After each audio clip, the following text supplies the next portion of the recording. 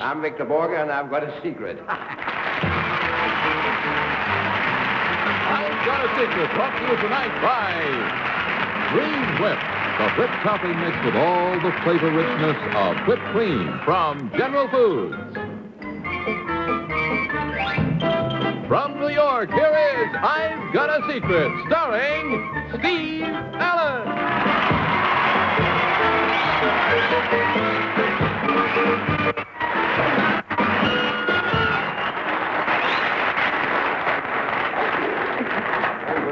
Good evening, and welcome to another edition of I've Got a Secret. Well, first, let's meet our panel, who are Betsy Palmer, Bill Cullen, Bess Meyerson, and Henry Morgan.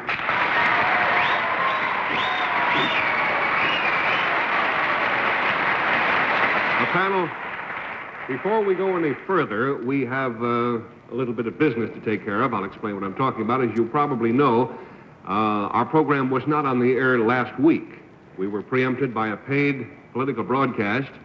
Have they paid for that broadcast yet? I don't want them trying to get away with anything. Anyway, last week was the week that we were going to present 4 original songs called I've Got a Secret. Yeah. Weren't we? No. Yeah. Written by the members of the I've Got a Secret panel. Yeah. Well, panel, we can't present your songs tonight either. Oh, come on. I'm sorry. Henry must still be working on his.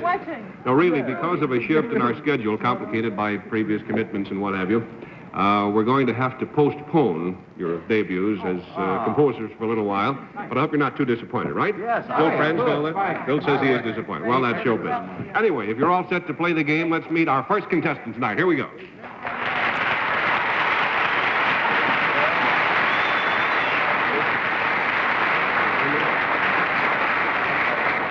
Nice to have you with us, sir. Now, panel, we're going to call this gentleman, for the moment anyway, Mr. X. Mr. X, where are you from? Columbus, Ohio. I see. Now, if you'll whisper your secret to me, we'll show it at the same time to the folks at home.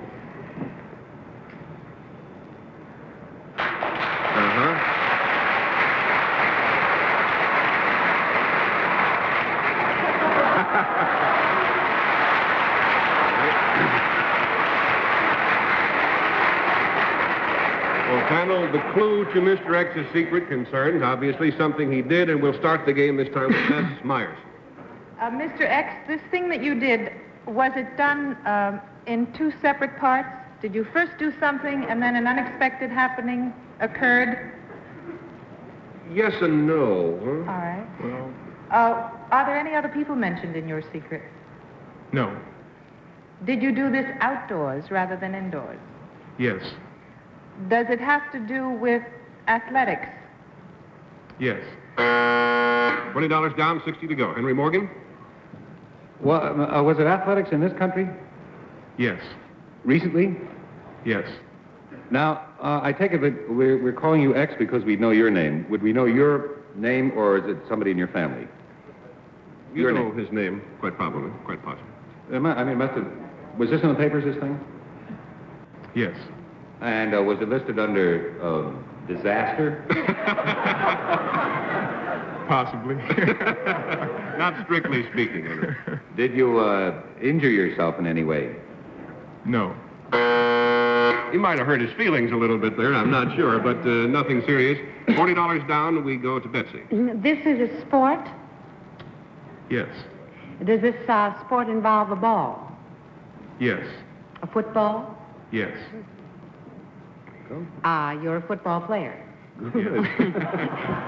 You did something in a football game. Yes. Did you do something that you were supposed to do in a football game? Or something you were not supposed to do in a football game? The answer to your first question is no. Did you give a point to the other team? No. Well, let's kick it around just a little bit more. There goes $60. Bill Cullen? Jim? Jim, all I have to say is my heart bled for you.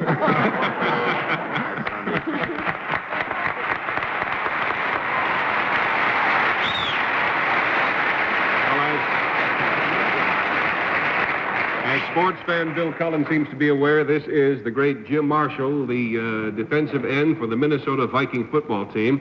He has a brilliant record in spite of what happened to him just recently in the game against the San Francisco 49ers. Jim, tell us what did happen. Well, I picked up a fumble and ran 67 yards in the wrong direction. That's funny.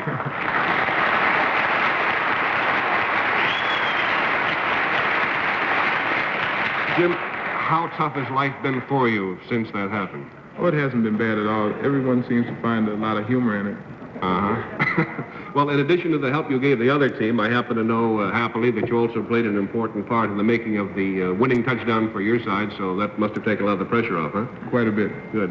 Well, Jim, if you can stand it, again, we have a little bit of movie film of your history-making run, and we're going to take a look at it right now. And you can tell us what's happening as we watch the play. Here it is. Fine, Steve.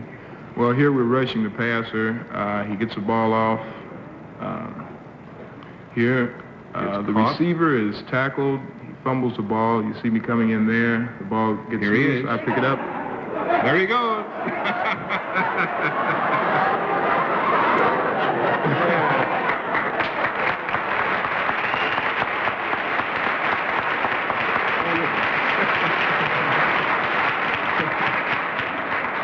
I know just how you feel, because once when I was in 8th grade playing for my school basketball team, I made a basket for the wrong team. It's a terrible thing. Did you hear anybody yelling at you or trying to catch you? No, I didn't. I watched my teammates running along the sidelines. Of course, I thought they were cheering me on. It's funny. You know, 35 years ago, a football player by the name of Roy Riegels did that same general thing. He became famous for a big wrong-way run in the 1929 Rose Bowl game. I believe so, yes. I received a letter from him. It said, Oh, yeah? welcome to the club. Just the two of you are in there at the moment, I guess. Huh? Well, Jim, I must say that you're not only a very good football player, which everybody already knows, but now you've proved you're a very good sport, too. Thanks so much for joining us tonight, and your money and your compass are off stage waiting for you. Thank you. Thank you, Steve.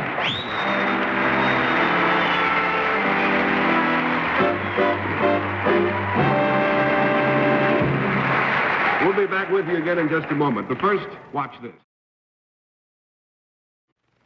Well, sir, may we have our next contestant, please?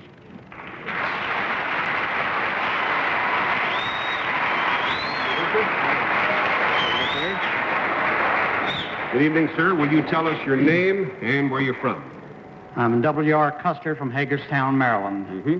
Well, panel, Mr. Custer happens to be, we'll give you this little hint, an aeronautical engineer. And in this day of amazing technological advances, he has reached a new milestone. In the face of the rapid forward march of science and industry, this gentleman has taken one great step backwards, or sideways in any event. So, Mr. Custer, if you'll whisper your secret to me, we'll let the audience know what's up here. I see. Uh-huh.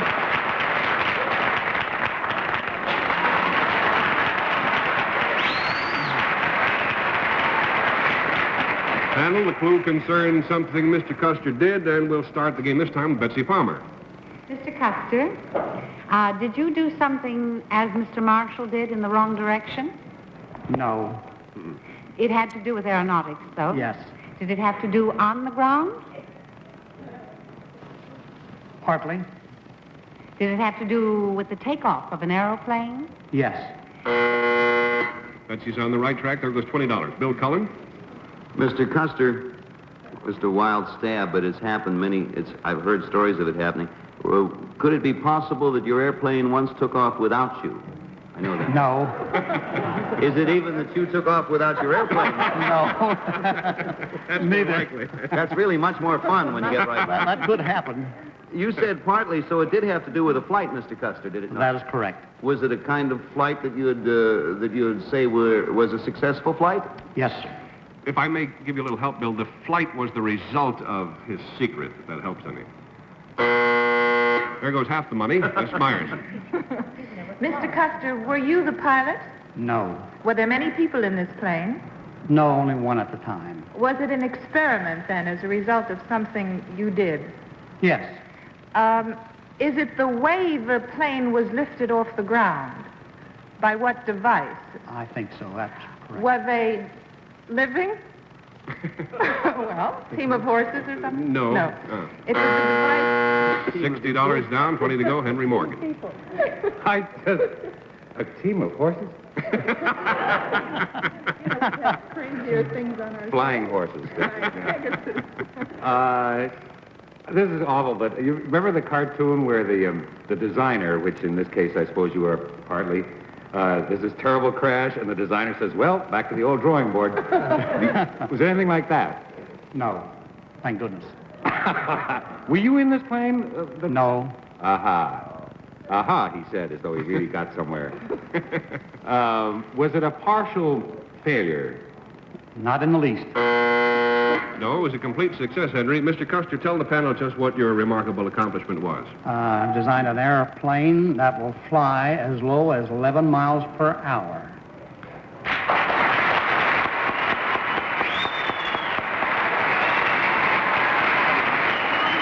Yes, Henry? No, Steve, it's just that in the beginning you said that what this gentleman was responsible for was a step backwards.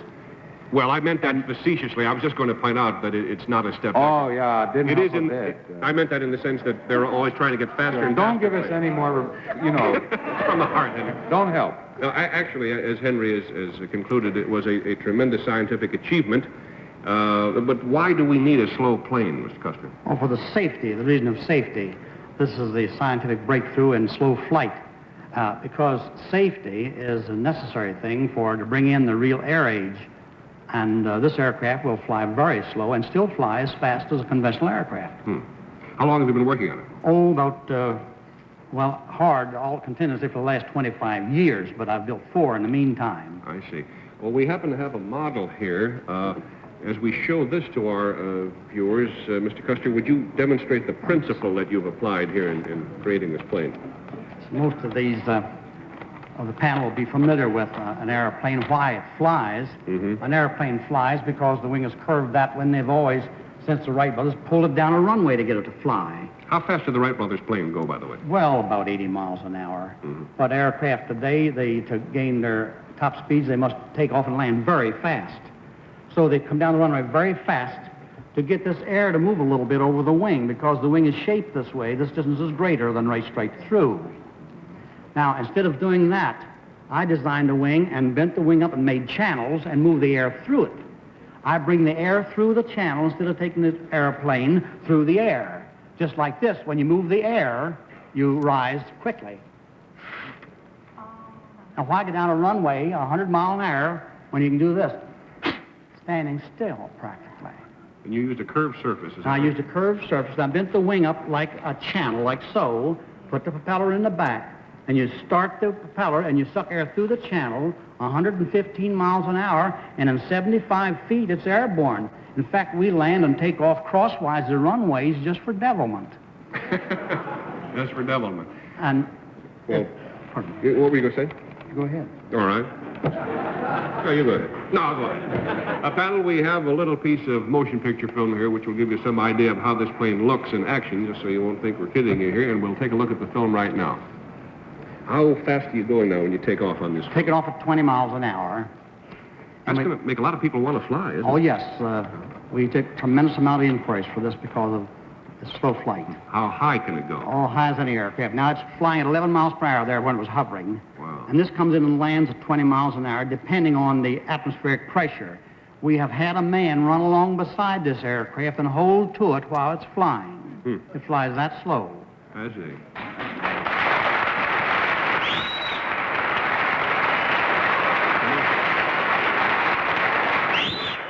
Well, Mr. Custer, thank you very much for being with us tonight. Best of luck to you and your fascinating airplane. Congratulations. Thank you.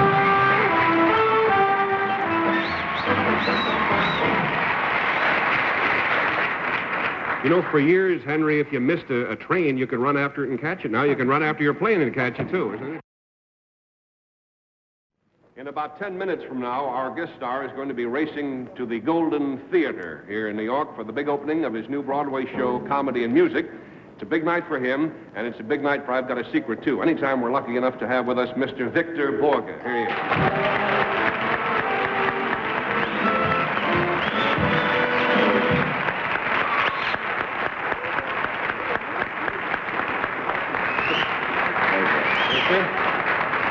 glad you were able to find your way out through all this equipment here. I know you brought along a secret for the panel to guess. Yeah, I'm sorry I'm a little late. I just flew in on Mr. Custer, the airplane. Understandable. A little slow. But before we get to your secret, can you tell us something about this orchestra that you're going to be conducting in a bit? Yes, I better.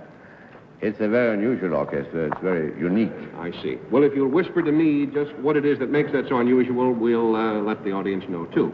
Which year? Yeah. Neither one.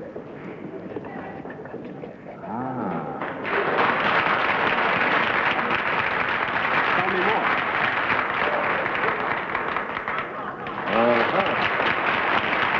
Where is it?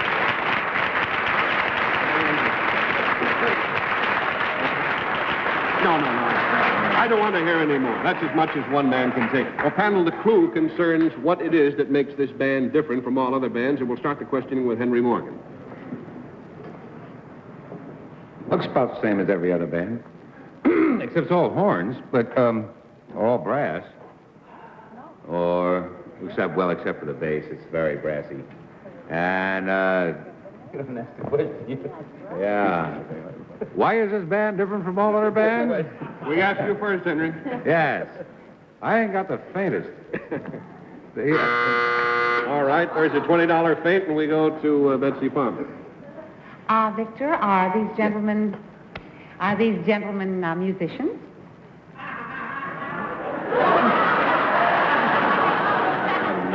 That was a very nasty... I'd say yes, in a broad sense. John Daly would have said yes in the broad sense. Yes. $40 down, Bill. Yes, in a broad sense? In a broad sense. It's an all-girl band.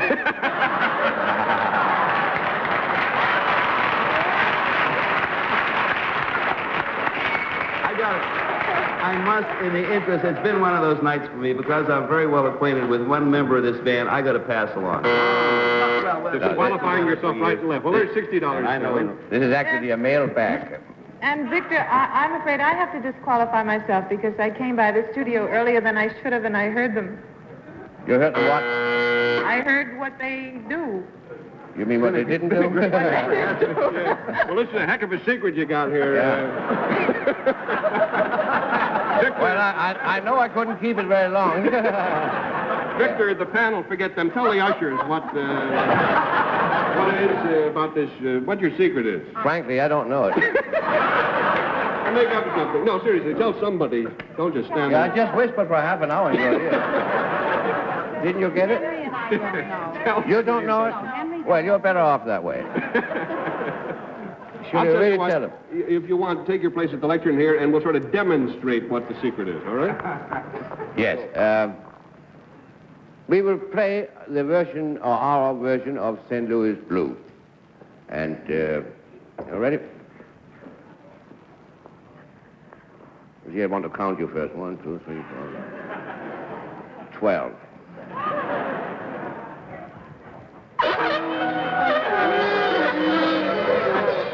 Should have kept it a secret, shouldn't I?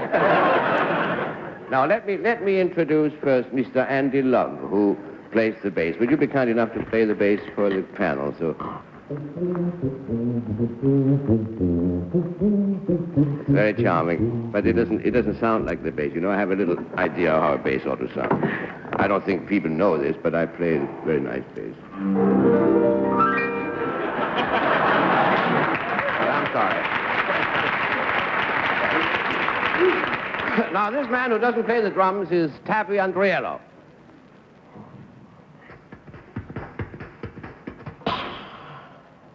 Is that something? Yes. As the panel has entirely concluded by now, I'm sure, none of these gentlemen play the instruments they are holding, but that, believe it or not, has not stopped them from becoming a really swinging band because they have other ways to produce music. Victor, would you introduce us now to the gentlemen in the band? Perhaps. You know, I just did. Oh, you want me to start all over again because you didn't hear it the first time? Now, here's our trumpet section consisting of two men who don't play the trumpets. There's little Ryan and Roland Birdsdale. Yes.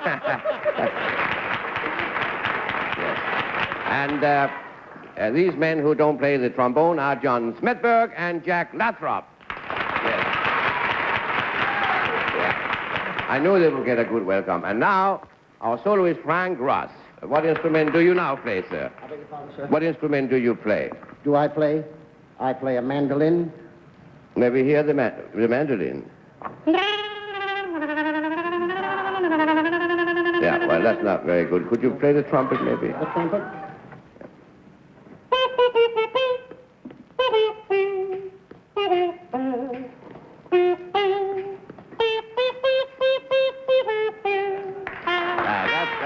That's marvelous.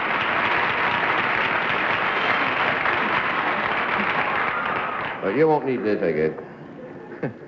It sounded better as a mandolin, you know. Now, we shall play for you the St. Louis Blues. Are you ready, gentlemen?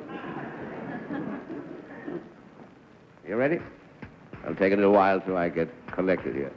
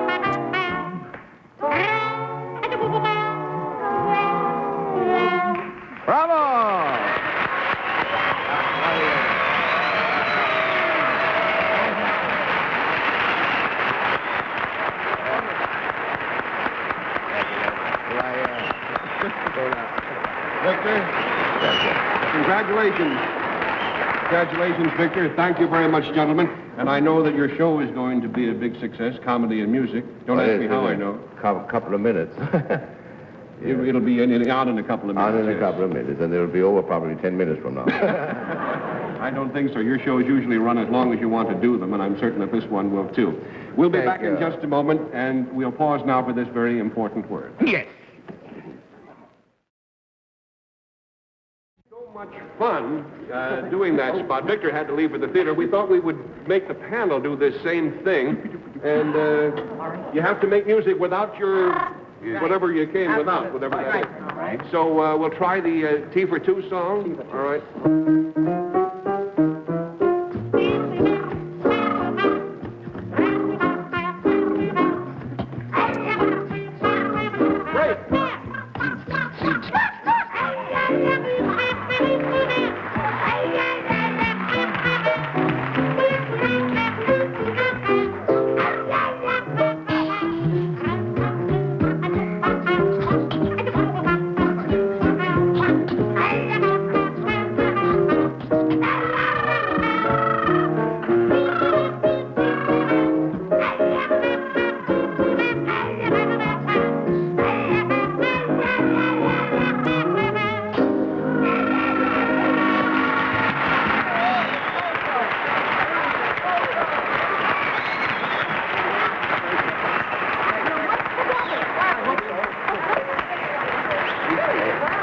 You want to play Vegas? Sure. Yeah. Well, you're not going to do it with me, I'll tell you. I guess that's about all we have for tonight, folks. See you next week. Thank you very much.